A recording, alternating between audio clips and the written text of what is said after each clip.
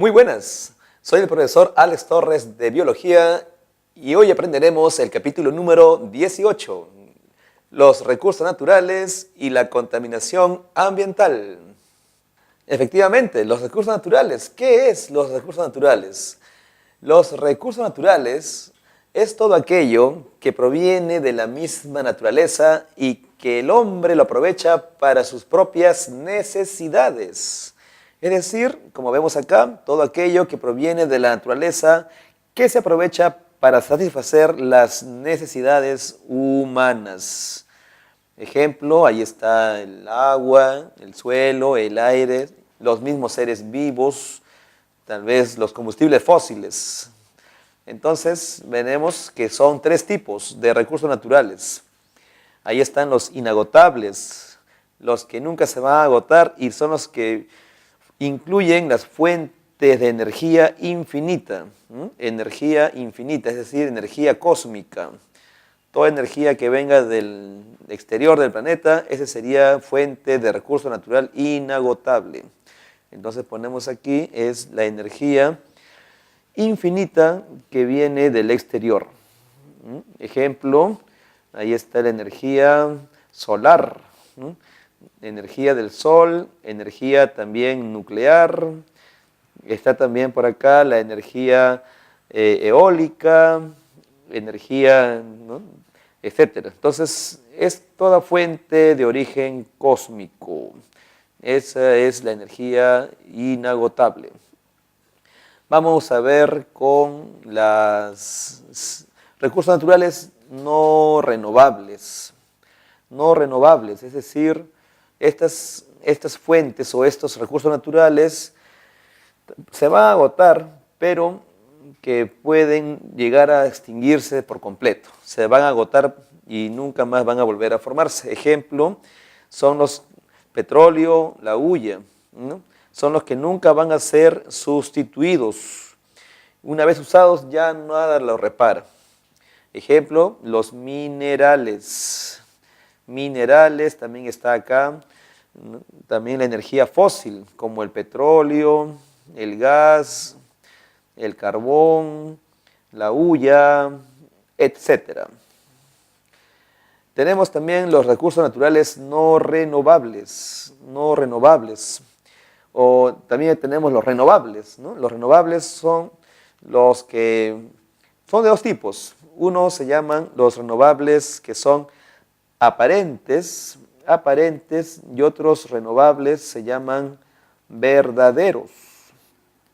Los recursos naturales renovables aparentes son los que pueden autodepurarse,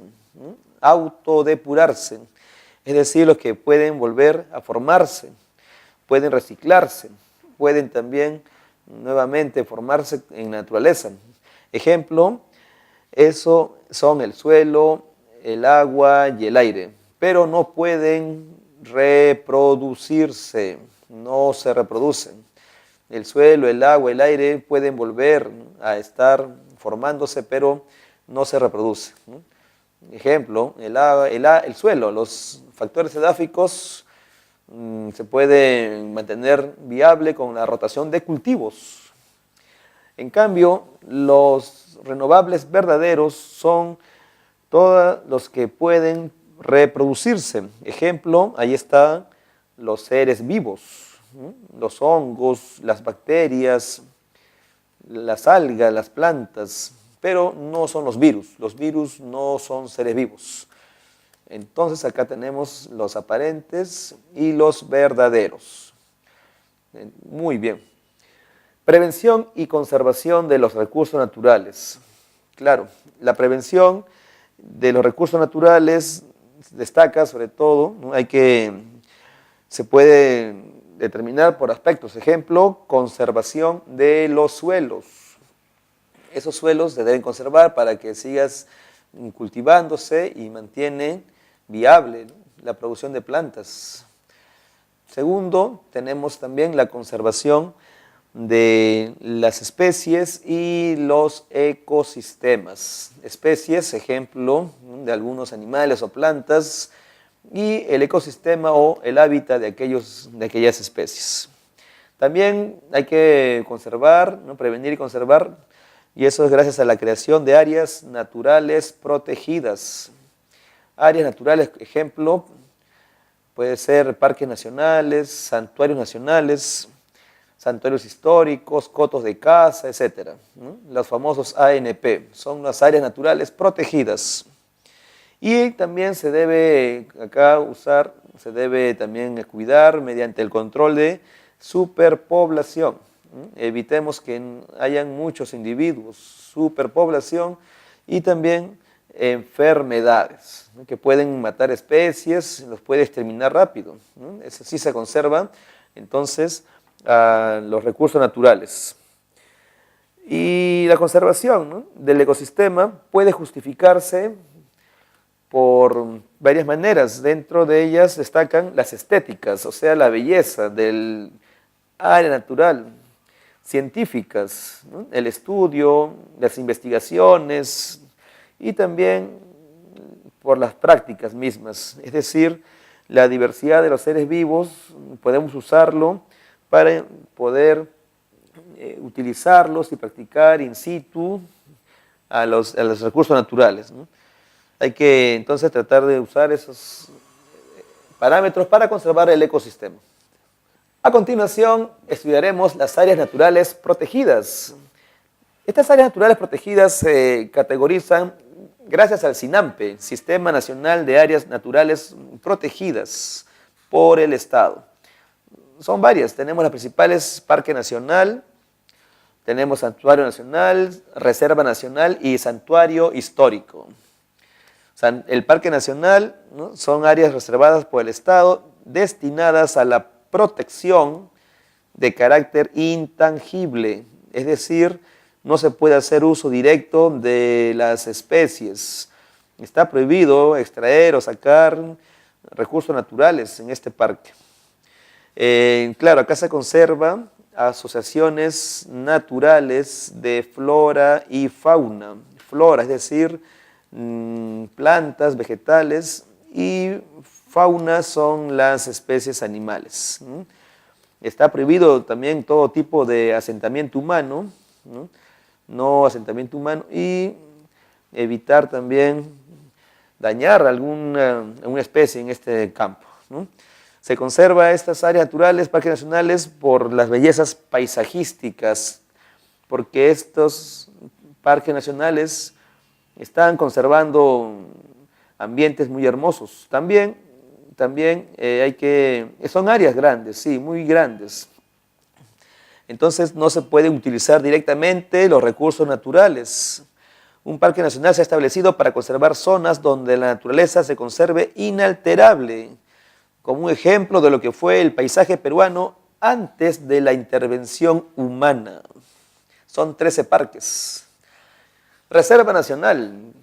Son áreas, aunque no tan grandes, pero de protección y propagación de especies, ¿eh? Acá se protege y se propaga especies en vías de extinción, ¿no? O sea, si falta en otro sitio, de acá se puede extraer a otro sitio para que siga manteniéndose en vivo esa especie.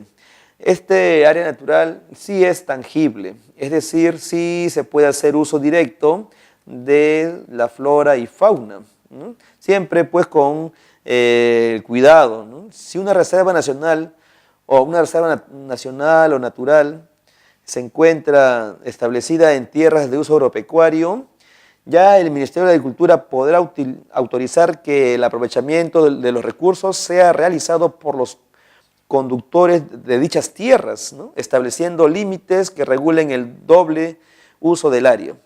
Entonces se pueden usar directamente los recursos, pero en forma controlada, es decir, es tangible, pero siempre con mucho cuidado, ¿no? Forma controlada a fin de evitar su destrucción. En el Perú hay más o menos 10 áreas o 10 reservas nacionales. Así es, ¿no? Entonces esto sería las reservas nacionales, que ya veremos también quiénes son esas reservas nacionales. Santuario Nacional es un área reservada por el Estado destinada a proteger con carácter intangible. Es decir, este santuario nacional tampoco se debe hacer uso directo. Recuerda que los intangibles no se pueden usar directamente. Entonces acá se conserva, se protege también acá una especie o comunidad, ¿no? Especie o comunidad, ¿no? ¿Qué es una comunidad? Es un conjunto de poblaciones, ¿no? Claro, comunidades de plantas o animales que están en ese lugar, así como las formaciones naturales de interés científico y paisajístico. Entonces, el Santuario Nacional es de carácter intangible y protege especies o comunidades de plantas y animales y también formaciones naturales, ¿no? Claro, generalmente un santuario nacional es un área pequeña, no es tan grande, el más grande son los parques nacionales, ¿no? Y en esta área pequeña está prohibido utilizar los recursos naturales, pero se permite el turismo y la investigación, ¿no? También acá importante el turismo y la investigación para el bien del desarrollo del Perú, en este caso del Estado. Santuario histórico. También este área natural es protegido con carácter de intangible, ¿no? Es decir, no podemos meter ni sacar especies, menos dañar este lugar y siempre con el cuidado que se requiere. Acá lo que se cuida, lo que se va a valorar es el escenario natural, ¿no? Un escenario natural donde hubo algún acontecimiento importante en nuestra historia nacional, es decir, en la historia del Perú. Son escenarios naturales, por ejemplo, donde se libró la batalla de Cucho, o quizás el monumento histórico Machu Picchu, ¿no? Ese gran monumento arqueológico. Campo de batalla, entonces, acá también está el área donde se libró la batalla de Junín, ¿no? Y el monumento arqueológico como es el santuario histórico de Machu Picchu, allá en el Cusco. Así es entonces el santuario histórico que es de carácter intangible, no podemos alterarlo en absoluto, ¿no? Este santuario, ¿ya? Así serían las áreas naturales protegidas.